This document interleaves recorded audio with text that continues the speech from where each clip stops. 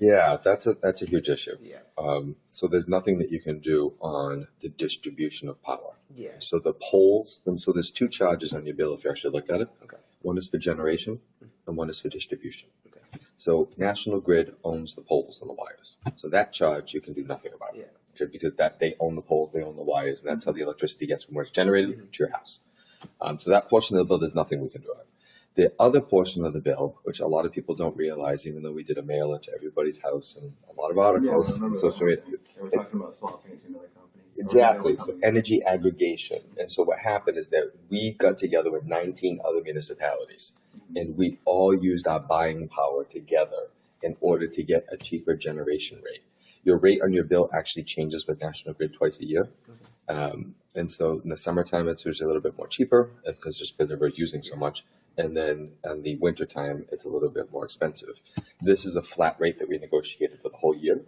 And so that's coming up for expiration in December, and we're going to be entering into a new one again with all the municipalities coming together to purchase the power again for a solid rate. So that's what's within our control. Yeah. So that's the most we could ever do. Okay. And some people have suggested, well, what about North Attleboro? Like North Attleboro has its own electric company. Yeah. Well, Attleboro back in the day used to have its own electric company. And I want to say probably back in the 50s and 60s.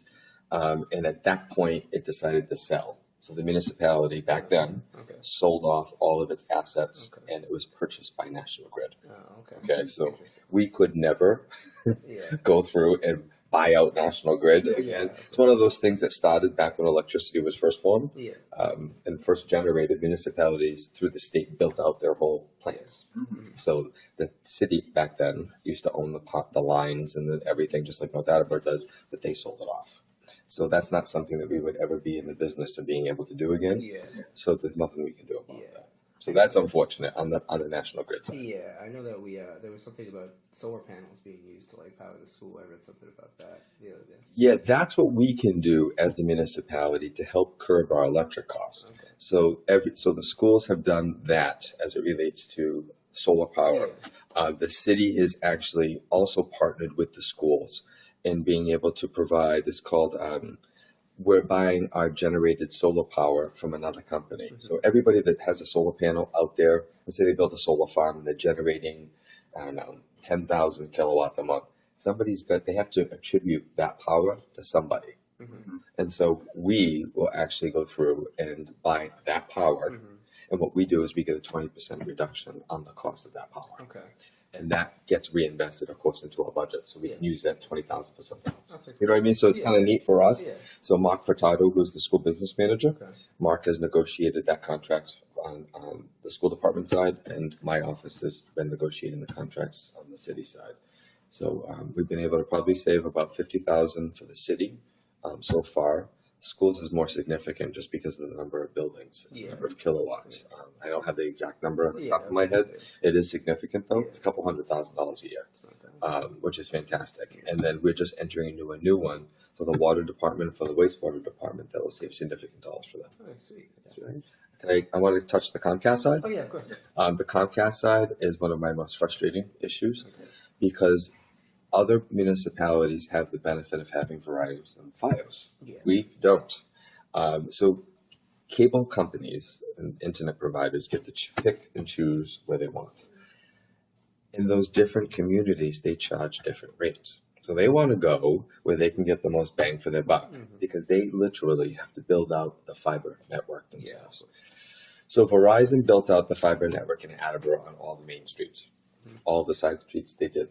And they were getting to the point where they were going to extend and negotiate the contract with us. And the company made a decision that they were no longer going to be extending Verizon Fios to any city or town in Massachusetts. So one of the last ones was Mansfield. But they said that they're not building out their network anymore. And they're going through an evaluation of their company to see how and where they're going to be providing services in the future. So until that point in time, it's very unfortunate because we only have Comcast. Comcast can charge what they want to charge. And I pay through the nose every single month for my internet and cable services, which drives me crazy. But Verizon was spreading this rumor and it was driving us crazy. We still get calls about once a week to our office saying that they've been told by Verizon that the city doesn't want them in Attleboro. So we get this all the time. It's unbelievable. So we have the staff knows automatically, say, no, that's not the case. We welcome the competition. We want the competition. Verizon just has chosen not to extend further service to any city or town. We give an email address to the community liaison that we have with Verizon. I said, but please make your interest known anyway. Yeah. Ellen.m as in Mary.Cummings@Verizon.net. Okay. So send her off an email and let her know. The more people that do that, maybe the company will change their mind. Yeah. But that's it. There's nothing that we can do to entice a provider to come, because that's all done via a contract process. And there's also, so we have a contract with Comcast. It's on a 10-year cycle for them to provide service in Attleboro. We will provide that same contract to anybody else who's willing to come in.